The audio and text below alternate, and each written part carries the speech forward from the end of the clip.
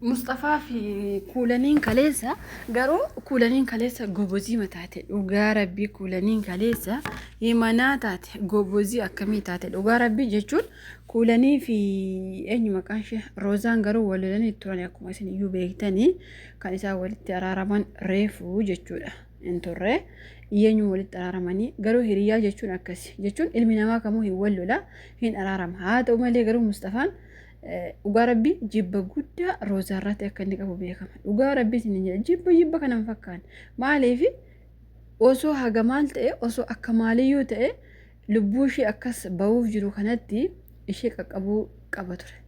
Inni garuu dantaa umasheeyyuu hin qabu. Dantaa umasheeyyuu osoo duutee fayyuu irra jaalatanitti fakkaata Mustafaa kun. Dhugaa rabbii illola baqa ani maarraa qabaa anaaf jettee dhugdee eeyyan isaaf jettee dhugdee.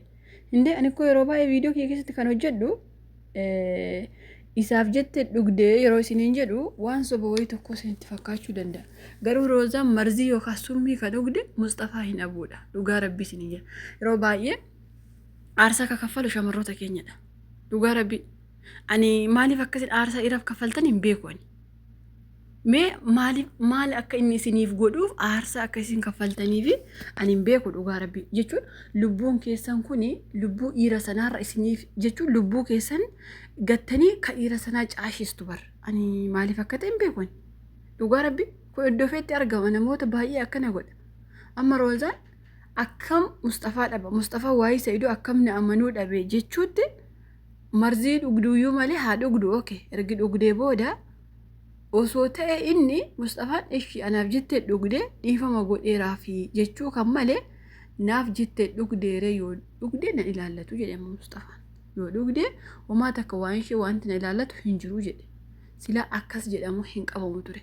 Okay warri kaan maal barattanii amma kanarraa viidiyoo roozaarraa maal barattanii waa'ee dhiiraa fakkeenyaaf amma yoo dhiirri tokko yoo siisee deeme maal barattanii ammas maal gochuu barattanii amma isuma waliin boo'u marattanii moo kan filattamme isa kamtu ni furmaata dhugaa rabbii ani waa'ee rooza baay'ee ulfaata dhugaa rabbii isin jedha waa'ee rooza baay'ee matakka ulfaata roozaan nama onnee ishee namni onnee ishee beekuufis hin jiru bara kana keessa nama faayidaaf deemu yoo ta'e malee namni jaalalaaf deemu nama muraasa ima jira garuu nama onnee keessii fayyistu hin jiru namni jireenyaaf haa jiraatu iyyuu malee namni onnee keessii fayyisu hin jiru dhugaa rabbi isin amma onnee roozaa kana ani rabbumaa yoo ishee fi wal'aanee rabbi ishee fi fayyise onnee ishee malee ilmi namaa roozaa fayyisuu danda'a jira bakka akka isheetti iyyaatu hundi irraa fagaata amma Saidoon akka ishee hin heerumne hin godhaa haga qarshiin kiyya ishee irra jirutti ani hin dhiisu jedhee kan Mustafaan akkas jedhee fi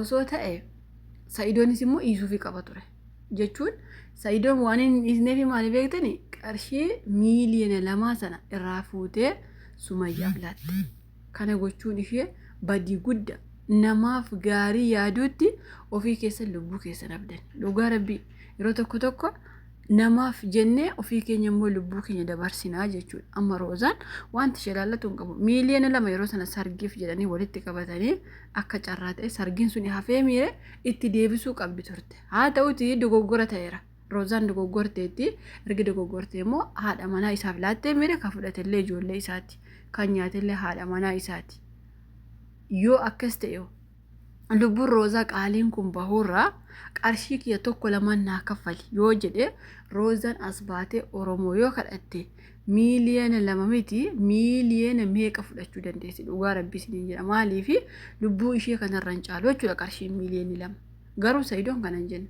qarshii kiyya naa fidii malee as geessite achi geesse dantaa isheen garuu amaana rabbinatti haa ta'an hin nyaanne ka fudhate haadha manaa isaati isa ilaallatu waan kun qarshii inni ilaale isa fudhachuu qaba ture okay sun darbee jira anama wanti na aarse maal beektani gurbaa Mustafaa jettan kana Mustafaan kuni dhugaa rabbii anaaf jette hin dhugne waan ta'eef luka haadhaabdu haaduutu dantaa isheeti jedhe isheen garuu isaaf jette dhugde nama ajaa'ibu dhugaa rabbii isheen isaaf jette dhugde inni immoo anaaf jette dhugne dantaa ishee dhugde malee ani yeroo tokko dhugaa rabbii isin jedhe osoo haga maal dhiira jaalattani haga maal osoo ilaal ufee lubbuu kanatti isin iyyaate tokkoffaa dhiiraan kadhatina hin kadhatina jalan deemina roozaan amman kadhatte jilba isaa qabatte luka isaa qabattee dhiifama gaafattee na ofirraa achi darbe hin kadhatina osoo hagamaan jaalalli isaa morma keetti dhiyaate hin kadhatiin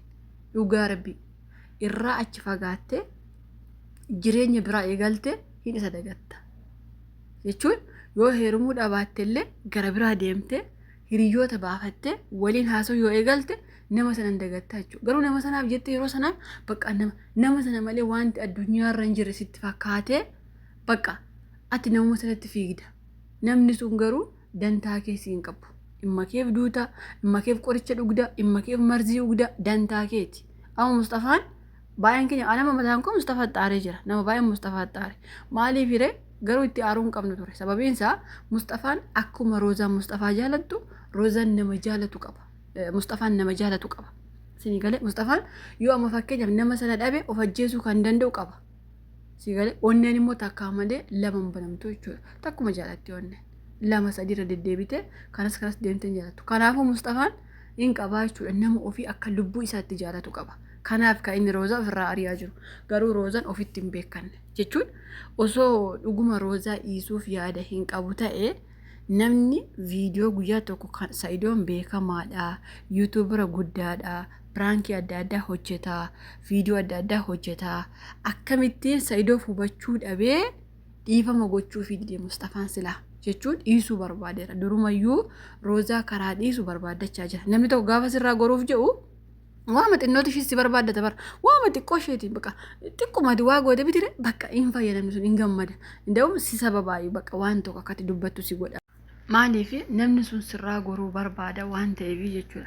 Nuti garuu ofitti hin beeknu. Namni tokko maaliif akka nurraa goruu barbaadu hin beeknu. Jaalachuu malee Roozaan amma rakkoon ishee kana bara hin jaalatti malee namni sun maaliif akka isheerraa goraa jiru maaliif akka ishee dhiisaa jiru waan takka waan beektu hin qabdu. Dhugaa rabbi Roozaan ikkoo karaa baay'ee shaawwadamte jedha. Akka Roozaan jaalatina. Akka Roozaan jaalatte kanatti hin jaalatina. Dhugaa rabbi keessaafuu Mustafaa kanaaf jedhee asoo'anaati qoricha dhuguu miti mataa hin dhukkubsadhu. Dhugaa rabbi immoo jaalalli kuni bifallee hin filattu, qabeenyallee hin filattu, jireenya adda addaa illee hin filattu.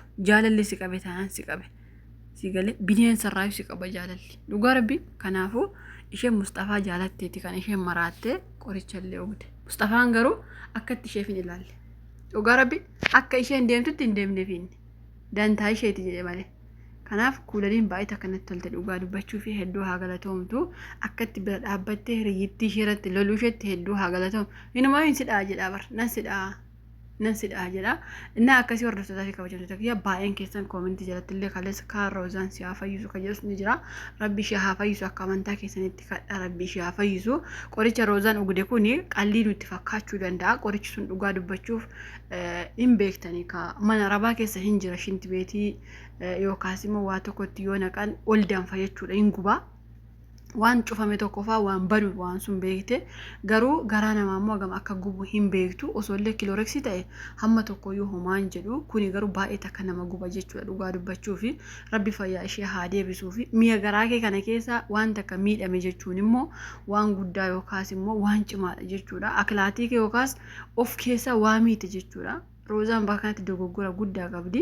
Haa ta'uti garuu immoo ariifattee waan kana keessa galtee jirti waan ta'eef Rabbiin akka ishee fayyisu akka amantaa keessanitti kadhaafi malee Roozaa maa akkana goote Roozaa maa akkana taate jechuu hin qabnu jechuudha.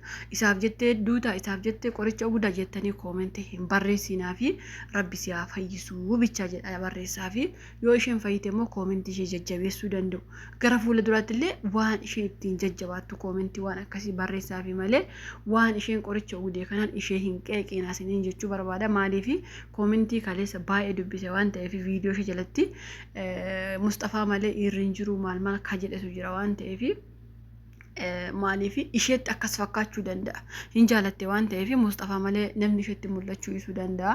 Kanaafuu Rabbiin ishee haa fayyisu. Roozaa hedduu jaaladha. Dhugaa Rabbi ani kana jedhee isinitti himuu hin danda'u Roozaa fi bakka ani jecha hin qabuuf nallee hin beektu isheellee hin beeku biyya isheellee hin beeku akkanumatti miidiyuma kanarraa ishee bare garuu hedduu ishee jaaladha. Dhugaa Rabbi onnee kiyyarraa kamaddi jaaladha Roozaa hin beeku akkanumatti dhugaa Rabbi innaa akkasii Rabbiin ishee haa fayyisu. Hedduu ulfaata garuu Mustafaa boodatti itti fufna gaafa isheen fayyite maal akka isaatiin jennu boodatti itti fufna haa galatoomu lubbuu isheetti baay'ee mata ka qoosee jira homaa rakkoo hin qabu.